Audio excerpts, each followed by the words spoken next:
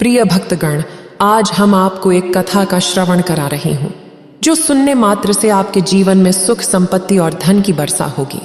तो चलिए कथा को प्रारंभ करते हैं। नवरात्रि के तीसरे दिन मां चंद्रघंटा की पूजा अर्चना का विधान है। इस दिन विधिवत पूजा पाठ करने से व्यक्ति को शांति और सौभाग्य की प्राप्ति हो सकती है। मां के मस्तक पर घंटे के आकार का आधा चंद्रमा है, इसलिए इन्हें चंद्रघंटा कहा जाता है। इनकी पूजा करने से रोग दोष से भी छुटकारा मिल सकता है। अगर आप नवरात्रि के दिन व्रत कर रहे हैं तो कथा अवश्य पढ़नी चाहिए और मंत्रों का जाप करना भी महत्वपूर्ण माना जाता है। पौराणिक कथाओं के अनुसार मां दुर्गा ने मां चंद्रघंटा का अवतार दैत्यों को मारने के लिए लिया था। उस समय महिषासुर का युद्ध देवताओं से चल रहा था। महिषासुर देवराज इंद्र का सिंहासन प्राप्त करना चाहता था और स्वर्ग लोक पर राज करने के लिए युद्ध कर रहा था। जब देवताओं को उसकी इस इच्छा के बारे में पता चला तो वे बेहद परेशान हो गए। सभी देवता ब्रह्मा, विष्णु और महेश के सामने पहुंचे। ब्रह्मा, विष्णु और महेश की बात सुनकर तीनों देव क्रोधित हो गए और उनके क्रोध से ऊर्जा निकली। उस ऊर्जा से एक देवी अवतरित हुई। देवी को भगवान शिव ने अपना त्रिशूल, भगवान विष्णु ने अपना चक्र, इंद्र ने अपना घंटा, सूर्य ने अपना तेज, सिंह और तलवार प्रदान की। इसके बाद मां चंद्रघंटा ने महिषासुर का वध कर देवताओं की रक्षा की। नवरात्रि के तीसरे दिन मां चंद्रघंटा की पूजा की जाती है। मां का यह स्वरूप ममता का प्रतीक है और अत्यंत तेजस्वी और शक्तिशाली माना गया है।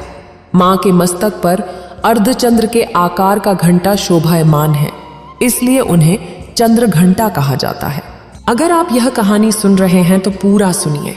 इस कथा को आधा अधूरा छोड़कर जाने की गलती मत करिएगा, क्योंकि इस पवित्र कथा को पूरा सुनने से मनचाहा फल की प्राप्ति होगी। इसलिए इस कथा को पूरा सुने। आप शिव भक्त हैं तो भोलेनाथ का अनादर ना करें। आइए आपको बताते हैं नवरात्रि के तीसरे दिन की पूजा विधि, भोग मंत्र, आरती और प्रसाद सहित पूरी जानकारी। नवरात्रि के तीसरे दिन मां चंद्रघंटा की पूजा की जाती है और देवी भागवत पुराण में यह विस्तार से बताया गया है कि मां का यह रूप बेहद सौम्य, शांत और सुख समृद्धि प्रदान करने वाला है। मां चंद्रघंटा की पूजा करने से आपके सुख और भौतिक सुखों में वृद्धि होती है और मां दुर्गा समाज में आपका प्रभाव बढ़ाती हैं। कहा जाता है कि नवरात्रि के तीसरे दिन विधि विधान से मां चंद्रघंटा की पूजा करने से आपके आत्मविश्वास में बढ़ता है। आइए जानते हैं नवरात्रि के तीसरे दिन की पूजा विधि, पूजा मंत्र और भोग, आरती और जाने मां का नाम क्यों पड़ा चंद्रघंटा। क्यों कहते हैं मां को चंद्रघंटा? मां चंद्रघंटा का रूप अलौकिक, तेजमयी और ममतामयी माना गया है।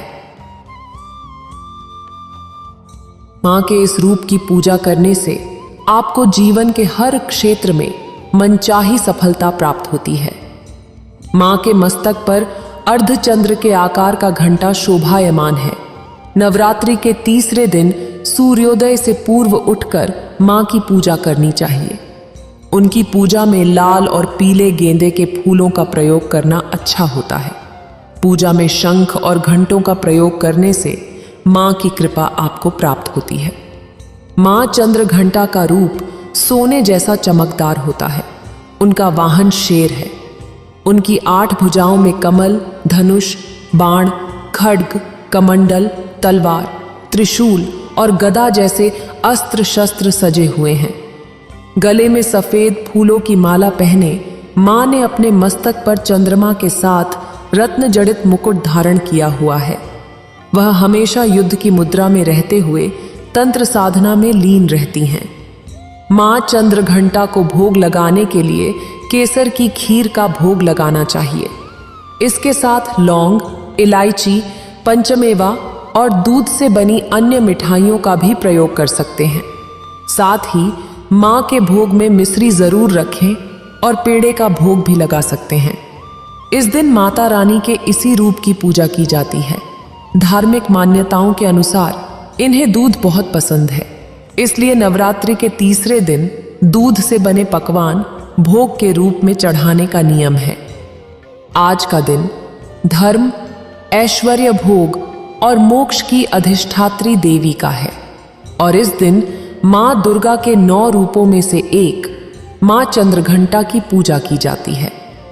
आज के दिन मां त्रिपुर सुंदरी और मां चंद्रघंटा की कथा सुनने और पूजा तथा व्रत करने से शारीरिक और मानसिक कष्टों से मुक्ति मिलती है। नकारात्मक ऊर्जा को दूर कर माता रानी श्रद्धालुओं की रक्षा करती हैं।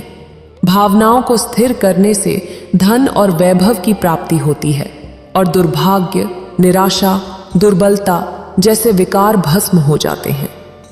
शांति, मुक्ति, भक्ति जैसे गुण श्रवणकर्ता के तन मन में समाहित होते हैं। श्रद्धालुओं, मां त्रिपुर सुंदरी चिंतामणि नामक सिंहासन पर विराजमान होकर श्रद्धालुओं की चिंता को दूर करने वाली मानी जाती हैं। तो आज मैं सुना रही हूं गुप्त नवरात्रि में सुनी जाने वाली मां त्रिपुर सुंदरी और मां चंद्रघंटा की दुर्लभ और पौराणिक कथा। तो आप सभी श्रद्धालुओं कथा को प्रसन्न चित्त मन से सुने। ओम नमः शिवाय। पौराणिक कथाओं के अनुसार देवी त्रिपुर सुंदरी की उत्पत्ति का रहस्य यह है कि जब माता सती ने अपने देह को अग्नि में भस्म कर दिया था तो उनके वियोग में भगवान शिव जी विरक्त हो गए थे और ध्यान मग्न रहने लगे थे। उन्होंने अपने संपूर्ण कर्म का परित्याग कर दिया था, जिसके कारण तीनों लोकों के संचालन में व्याधि उत्पन्न हो रही थी। तारकासुर ने ब्रह्मा जी से वरदान प्राप्त किया था कि उसकी मृत्यु शिव के पुत्र द्वारा ही होगी। इसके बाद सभी देवताओं ने भगवान शिव को ध्यान से जगाने के लिए कामदेव और उनकी पत्नी रति देवी को कैलाश भेजा गया। कामदेव ने कुसुम रस नामक मोहिनी बाण से भगवान शिव पर प्रहार किया, जिससे शिव जी का ध्यान भंग हो गया। शिव जी के तीसरे नेत्र से उत्पन्न क्रोध अग्नि ने कामदेव को जलाकर भस्म कर दिया।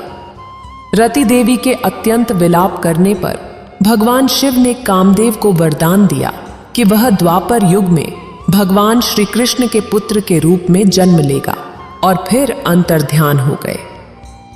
सभी देवी देवताओं और रति के जाने के बाद कामदेव की भस्म वहीं पड़ी रह गई।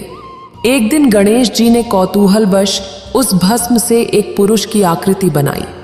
थोड़ी ही देर में वह आकृति संजीव होकर कामदेव की तरह सुंदर बालक बन गई। उसे देखकर गणेश जी ने उसे गले से लगा लिया और कहा कि तुम भगवान शंकर की स्तुति करो। उस बालक को सतरुद्र का भी उपदेश दिया। उसका नाम आगे चलकर भंडा पड़ा। भंडा ने श्री गणेश की आज्ञा का पालन किया और भगवान शिव की घोर तपस्या करने लगा। घोर तपस्या से प्रसन्न होकर भगवान शंकर ने उसे वर मांगने को कहा। उसने यह मांगा कि मैं देवता आदि किसी प्राणी से न मारा जाऊं। शिव ने उसे मनचाहा वर दे दिया और साथ ही दिव्य अस्त्र शस्त्र भी दिए। उन्होंने उसे 6000 वर्ष का राज्य भी दे दिया। यह सब देखकर ब्रह्मा जी ने ही पहले उसे भंड भंड कहा था, तभी से उसका नाम भंड पड़ गया। साथ ही शिव के क्रोध से उत्पन्न होने के कारण भी उसे भंड कहा गया। वह तमोगुण संपन्न था। श्रद्धालु भंडासुर के वरदान मिलने की बात थोड़े ही समय में संपूर्ण भवनों में फैल गई। दैत्य के पुरोहित शुक्राचार्य जी यह समाचार पाकर भंडासुर के पास आए। नगर को फिर से सुसज्जित कर वहां भंडासुर का अभिषेक कर दिया। प्रारंभ में भंडासुर शिव जी की अर्चना करता और उनके आदेश पर चलता था। उसके अनुयायी दैत्य भी धर्म का पालन करते थे। इस तरह सौभाग्यशाली भंडासुर की सुख समृद्धि के 7000 वर्ष देखते ही देखते बीत गए। बाद में वह माया के प्रभाव में आ गया। अब 4 पत्नियों से उसे संतोष नहीं था। वह एक दिव्य वीरांगना के चक्कर में पड़ गया। अब क्या था, भंडासुर धीरे धीरे तीनों लोकों में भयंकर उत्पात मचाने लगा। देवराज इंद्र के राज्य के समान ही भंडासुर ने स्वर्ग जैसे राज्य का निर्माण किया और शासन करने लगा। इसके बाद उसने स्वर्ग लोक पर आक्रमण कर दिया और देवराज इंद्र को चारों ओर से घेर लिया। भयभीत इंद्र नारद मुनि की शरण में गए और इस समस्या का समाधान पूछा। तब देवर्षि नारद ने उन्हें माता पराशक्ति की यथाविधि अपने रक्त और मांस से आराधना करने का परामर्श दिया। देवराज इंद्र ने देवी की आराधना की और मां पराशक्ति, जो पूरे ब्रह्मांड की अधिष्ठात्री देवी हैं, त्रिपुर सुंदरी के रूप में प्रकट हो गई। श्रद्धालुओं, भंडासुर श्री गणेश जी का परम भक्त था। हर कार्य को करने से पहले वह गणेश जी का नाम लिया करता था, इसलिए उसका कार्य सिद्ध हो जाता था। कहते हैं कि जिस पर गणेश जी की कृपा होती है उसका कार्य कभी अधूरा नहीं रहता, और इस बात को भंडासुर अच्छी तरह समझता था। वह भक्ति को शक्ति के रूप में इस्तेमाल कर रहा था। इसी कारण सभी देवताओं ने मां पराशक्ति का आह्वान किया था, क्योंकि वह समस्त भूमंडल और ब्रह्मांड की अधिष्ठात्री देवी हैं। उनके अंदर सब समाहित है और वही इस भंडासुर को मार सकती थीं। भंडासुर अत्यंत ही शक्तिशाली दैत्य था। उसे वरदान था कि उसके साथ जो भी लड़ेगा उसकी शक्ति आंधी हो जाएगी। देवताओं की घनघोर आराधना के बाद मां पराशक्ति प्रकट हो गईं। उनके अद्भुत दर्शन पाकर देवता कृतार्थ हो गए। मां पराशक्ति का स्वरूप श्रृंगार देवी के रूप में था। ब्रह्मा जी ने यह देखकर सोचा कि इनका विवाह शंकर से ही संभव है, क्योंकि नर के बिना नारी अधूरी रहती है, और उनका नाम त्रिपुर सुंदरी रखा। इतना संकल्प करते ही भगवान शंकर कुमार बनकर वहां प्रकट हो गए। उन परापुरुष आदि महादेव से मात्र पूर्ण सुंदरी का विवाह किया गया, और माता का नाम पड़ा मां कामेश्वरी, और भगवान शिव का नाम पड़ा महाकामेश्वर। अब देवताओं ने जब उनका विवाह करा दिया, तब माता त्रिपुर सुंदरी अधीश्वरी बन गई। उधर भंडासुर ने सारे विश्व को त्रस्त कर रखा था। उसने अहंकार में आकर अपने जनक श्री गणेश जी और शंकर जी की अवहेलना की। परिणाम स्वरूप भंडासुर के विरुद्ध श्री गणेश जी ने भी मां पराशक्ति त्रिपुर सुंदरी का सहयोग किया। ललिता अंबा ने भंडासुर के साथ युद्ध किया। तब भंडासुर ने यक्षमा आदि रोग अस्त्रों का प्रयोग किया। तब परांबा ने अच्युत, अनंत, गोविंद नाम स्वरूप मंत्रों से उसका निवारण किया। इसके बाद भंडासुर ने शून्य, हिनाक्षक, हिरण, कश्यप, रावण, कंस और महिषासुर को उत्पन्न किया। तब ललिता अंबा ने अपने 10 उंगलियों के नख से वराह, नरसिंह, राम, कृष्ण, दुर्गा आदि को उत्पन्न किया।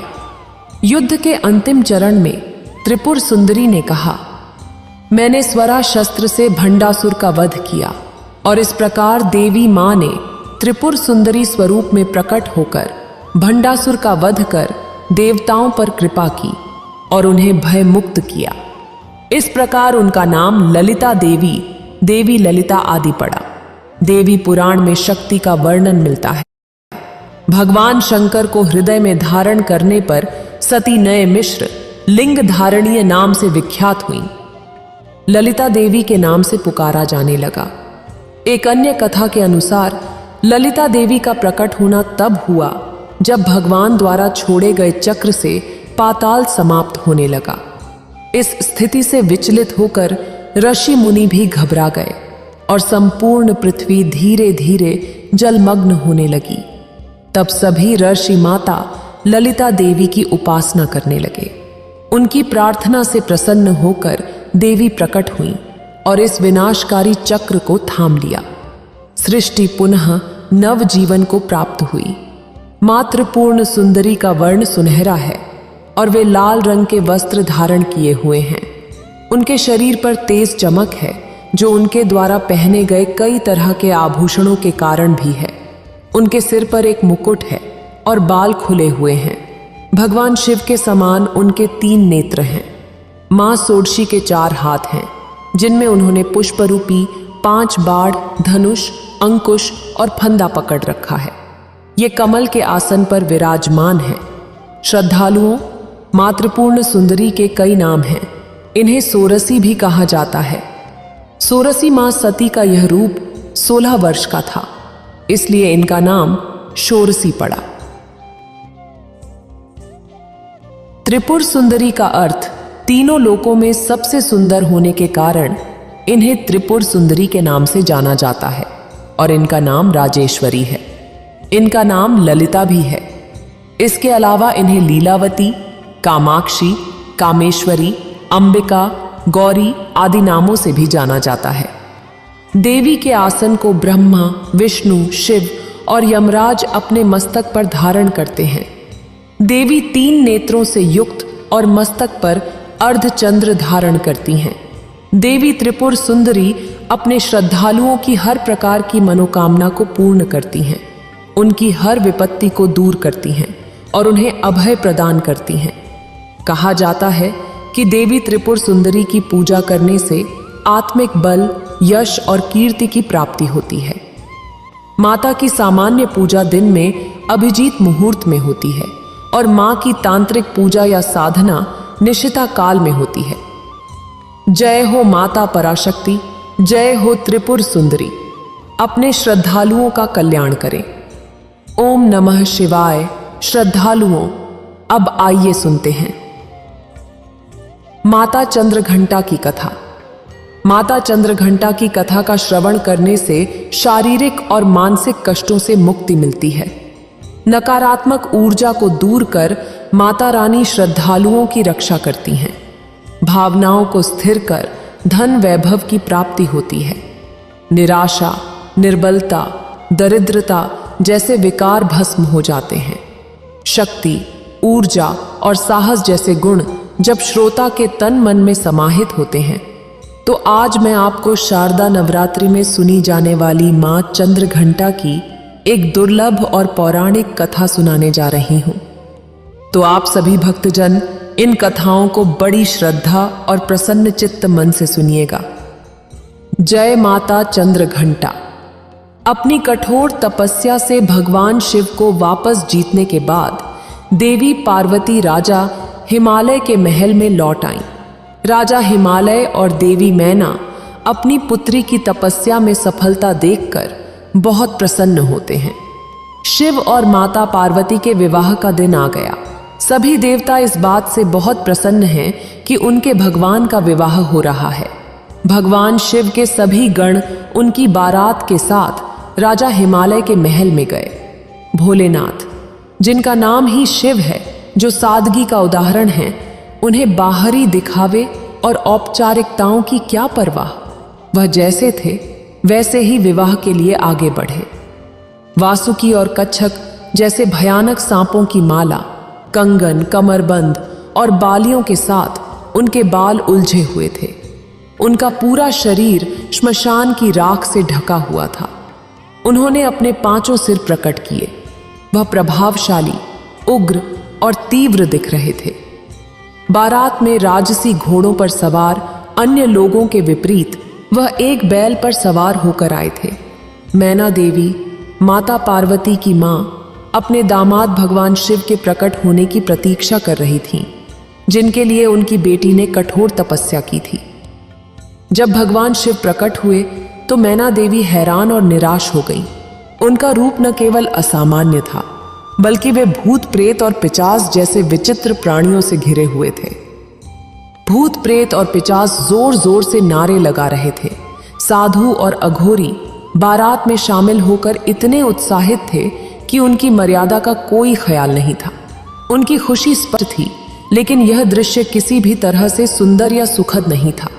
इस तथ्य को पचाने में असमर्थ मैना देवी ने सोचा कि उनकी शाही और कोमल बेटी अब अपने पति जैसे स्वभाव वाले व्यक्ति और इन प्राणियों के बीच कैसे रहेगी। मैना देवी अचेत हो गई। देवी पार्वती ने शिव तत्व को गहराई से आत्मसात कर लिया था, और जैसा कि हमने उनके ब्रह्मचार्य रूप में देखा, वह सप्तऋषियों के लिए शैव सिद्धांत की गुरु भी थीं। फिर भी अपनी पूरी करुणा के साथ उन्होंने एक मां के रूप में मैना देवी की दुर्दशा को समझा। वे भोलेनाथ को शांत होने और विवाह के लिए एक सुखद स्वरूप प्रस्तुत करने के लिए मनाने गईं। देवी पार्वती ने स्वयं अपने तीव्र रूप से मेल खाने के लिए थोड़ी देर के लिए उग्र रूप धारण कर लिया। उनके 10 हाथों में विभिन्न शस्त्र थे और उनके मुकुट पर एक घंटी के आकार का चंद्रमा था। देवी के इस रूप को चंद्रघंटा के रूप में पूजा जाता है। मां के इस रूप ने भगवान शिव के रौद्र रूप को शांत किया और उनके उपद्रवी गणों को वश में किया। चंद्रघंटा के उग्र और तेजस्वी रूप को माना जाता है। शिव से 100 में रूप धारण करने का आग्रह किया, जिस पर वह तत्पश्चात सहमत हो गए। उनके अनुरोध पर शिव जी ने अपना भयानक रूप त्याग दिया और भगवान विष्णु को सबसे आकर्षक दूल्हे के रूप में उनका श्रृंगार करने दिया। भगवान शिव को इस रूप में चंद्रशेखर या सुंदरश्वर के नाम से जाना जाता है। देवी पार्वती ने शिव जी के प्रति अपना प्रेम दिखाने के लिए, जिनकी जटाओं पर हमेशा आधा चंद्रमा रहता है, अपने माथे पर आधा चंद्रमा सजाया। भव्य विवाह के बाद देवी पार्वती 1 साल नई दुल्हन के रूप में भगवान शिव के साथ रहीं। भगवान शिव अभी भी ध्यान में डूबे थे और देवी पार्वती एक बार फिर हर दिन उनकी गुफा को साफ करती और उनकी सभी जरूरतों का प्रेम से ख्याल रखती थीं। धीरे धीरे देवी पार्वती ने कैलाश पर अपना नया घर स्थापित कर लिया। इस बीच तारकासुर बेचैन हो रहा था। अब तो शिव और उनकी शक्ति एकजुट हो गए थे, इसीलिए तारकासुर भय भी था। उसने नव विवाहितों के जीवन में सौंदर्य को बाधित करने के लिए एक दुष्ट चमगादड़ राक्षस जातुकासुर को भेजा। जबकि भगवान शिव घोर तपस्या में लीन थे और माता पार्वती अपने घर के कामकाज में व्यस्त थीं, जातुकासुर पूरी चमगादड़ सेना के साथ कैलाश पहुंचा। जातुकासुर और उसकी चमगादड़ सेना ने आकाश को अपने पंखों से ढक लिया। उन्होंने मां पार्वती के नव सजाए घर को उजाड़ना शुरू कर दिया। अभी भी एक संकोची दुल्हन और राक्षसों और असुरों के तरीकों से अनभिज्ञ मां पार्वती ने शक्तिशाली नंदी की मदद लेने का फैसला किया, लेकिन नंदी जी कहीं नहीं मिले। इसी बीच भगवान शिव के अन्य गड्ढों ने जातुकासुर और उसकी शक्तिशाली सेना से सुरक्षा के लिए उनसे प्रार्थना की, क्योंकि उन्हें बार बार जातुकासुर के हाथों हार का सामना करना पड़ रहा था और भगवान शिव अभी भी गहरी तपस्या में लीन थे। तब माता पार्वती स्वयं शिव से मिलने गईं। उन्होंने उनसे इस स्थिति से बाहर निकलने का मार्गदर्शन करने के लिए विनती की। फिर भी बिना विचलित हुए भगवान शिव ने उन्हें भीतर से सशक्त करने का निर्णय लिया। भगवान शिव अपनी साधना में गहरे थे। तभी माता पार्वती को जातुकासुर से स्वतंत्र रूप से लड़ने की प्रेरणा मिली। अकेले उन्होंने जातुकासुर से युद्ध करने का फैसला किया।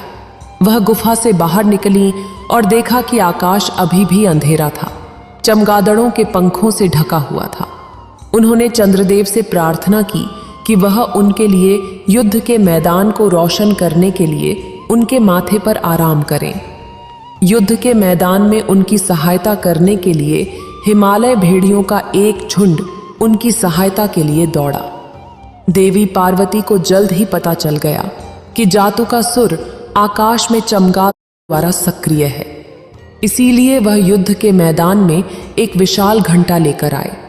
घंटी इतनी जोर से बजी कि चमगादड़ों ने आसमान साफ कर दिया। जैसे ही भेड़ियों में से एक ने जातुकासुर पर आक्रमण किया, देवी पार्वती ने जातुकासुर के सिर पर घंटे से प्रहार किया, जिससे वह एक ही झटके में मर गया। माथे पर चंद्र और हाथ में घंटा लिए देवी के इस रूप को ब्रह्मदेव ने देवी चंद्रघंटा के रूप में महामंडित किया। श्रद्धालुओं, यह कथा इस बात का प्रतीक है कि अपने अंदर की शक्ति को पहचानने के लिए हमें दैवी प्रेरणा की आवश्यकता है।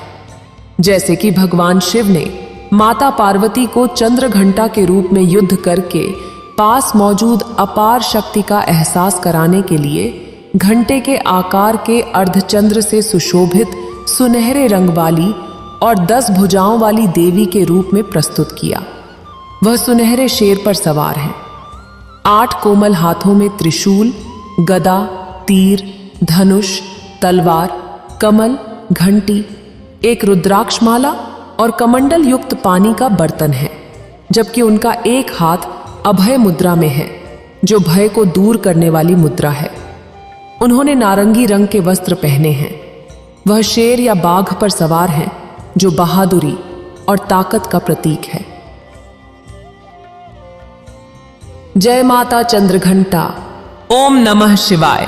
श्रद्धालुओं, अब आइए सुनते हैं माता पार्वती, मां भवानी की पुत्री मनसा देवी की कथा। भगवान शिव की मानस पुत्री होने के बावजूद मनसा देवी की पूजा शिव परिवार के साथ नहीं हो रही थी, जबकि उनके परिवार के ही माता पार्वती, गणेश जी, कार्तिक, भगवान भैरव और नंदी आदि की पूजा हो रही थी। इस वजह से मनसा देवी असंतुष्ट रहती थीं। इस समस्या को लेकर वह भगवान शिव के पास गई। शिकायत सुनकर शिव जी ने कहा, हे पुत्री मनसा, पृथ्वी पर चंपापुरी में एक सौदागर चंद्रधर मेरा विख्यात एवं कट्टर भक्त है। सबसे पहले उसी सौदागर से तुम पूजा लो। अगर वह तुम्हें पूजा दे देगा तो तुम्हारी पूजा इस पृथ्वी पर शिव परिवार की तरह होने लगेगी। मनसा देवी चंपापुरी के चंद्रधर के पास प्रकट हुई और उस सौदागर से अपनी पूजा मांगी, लेकिन चंद्रधर ने उनकी पूजा करने के बजाय उनकी अवहेलना कर दी। परिणाम स्वरूप सौदागर के 6 पुत्र मनसा देवी के कोप का शिकार हो गए और सर्प के दंश से मारे गए। कट्टर शिव भक्त चंद्रधर फिर भी मनसा देवी की पूजा को तैयार नहीं हुआ। कुछ समय बाद चंद्रधर को बाला लखिंदर के रूप में 7वां पुत्र हुआ। माता मनसा देवी के श्राप के अनुसार बाला लखिंदर की मृत्यु सर्पदंश से सुहाग रात के दिन निश्चित थी। हठी सौदागर ने भगवान विश्वकर्मा का आह्वान कर लोहे का एक ऐसा अद्भुत भवन बनाने को कहा जिसमें सुरक्षा को लेकर कोई छेद न हो।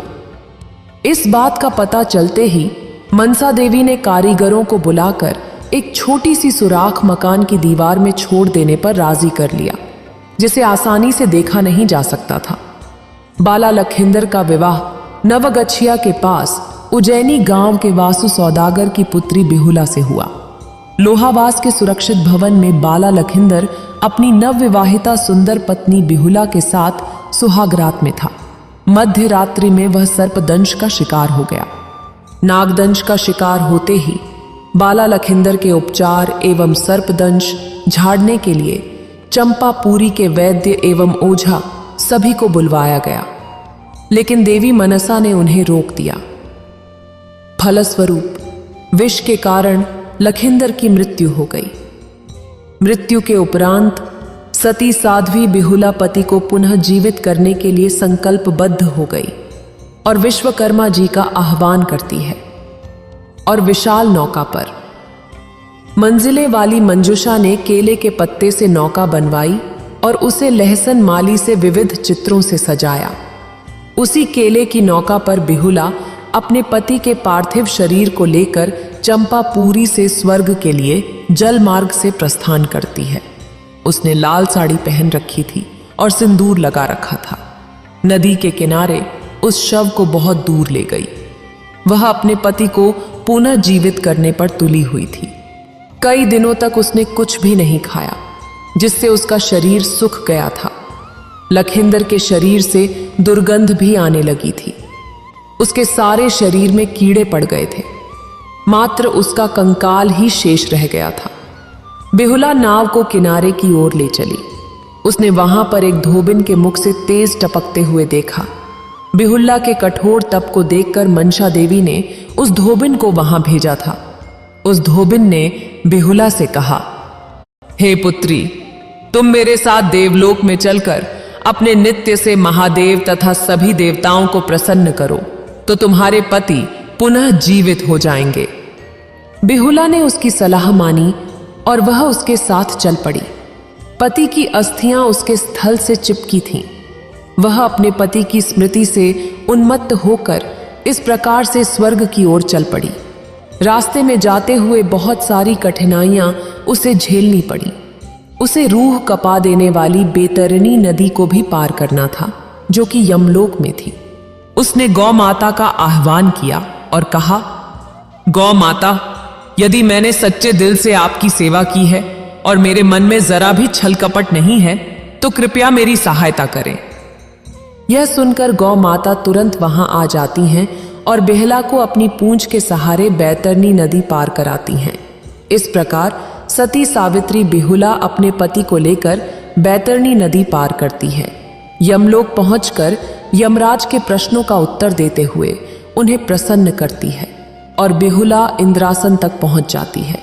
बेहुला ने अपने शक्ति, तेज और भक्ति नृत्य से भगवान इंद्र को प्रसन्न कर दिया।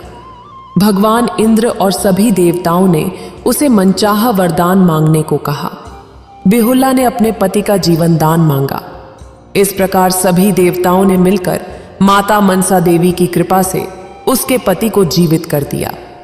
तब बेहुला ने अंत में देवताओं से कहा कि उसे अपने 6 बड़े भाइयों का जीवन भी दान में चाहिए। भगवान इंद्र ने उसकी मांग सहर्ष स्वीकार कर ली।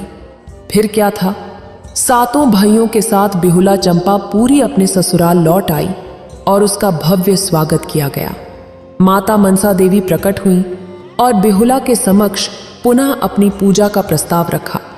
बेहुला के ससुराल के सभी लोगों ने माता मनसा देवी की पूजा स्वीकार कर ली, लेकिन चंद्रधर अपनी जगह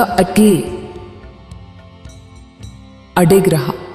उसने घोषणा की कि मेरा दाहिना हाथ केवल भगवान शिव की पूजा के लिए अर्पित है, इसलिए मैं पूजा केवल भगवान शिव को ही करूंगा। घर के सभी परिजनों ने मिलकर हठी सौदागर को देवी मां मनसा की पूजा करने के लिए मना लिया। चंद्रधर ने हामी तो भर दी, लेकिन अपने बाएं हाथ से मनसा देवी को पूजने के लिए फूल और नैवेद्य अर्पित किए। पूजा के लिए भव्य मनसा विषहरी मंदिर का निर्माण किया गया। कहा जाता है तभी से मनसा देवी की पूजा शिव की मानस कन्या के रूप में होने लगी। उसी वक्त मनसा देवी ने बेहुला को आशीर्वाद दिया कि दुनिया की सती नारियों में उसका स्थान सुरक्षित और उच्च रहेगा और मनसा पूजा के साथ ही बेहुला की भी पूजा की जाएगी।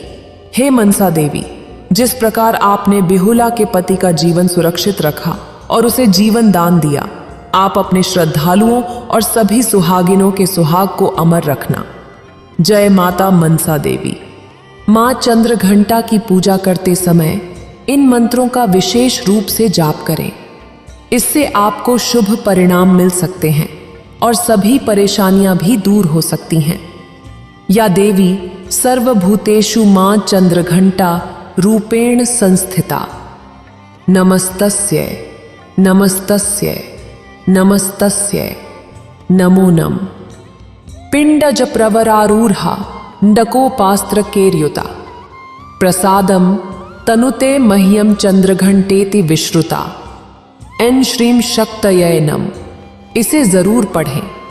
नवरात्रि व्रत में क्या करें क्या नहीं, जाने उपवास रखने के सही नियम। ॐ देवी चंद्रघंटाय नमः। यूएम जयंती मंगला काली भद्र काली कपालिनी दुर्गा क्षमा शिवा धात्री स्वाहा स्वधा नमोस्तुते। इस वीडियो को बोलते समय कोई त्रुटि हो तो मैं क्षमा चाहती हूँ। उम्मीद है आप सभी को यह वीडियो अच्छी लगी होगी। अगर आप शिव के सच्चे भक्त हैं तो चैनल को सब्सक्राइब और वीडियो को लाइक करके कमेंट में हर हर महादेव लिख दीजिए।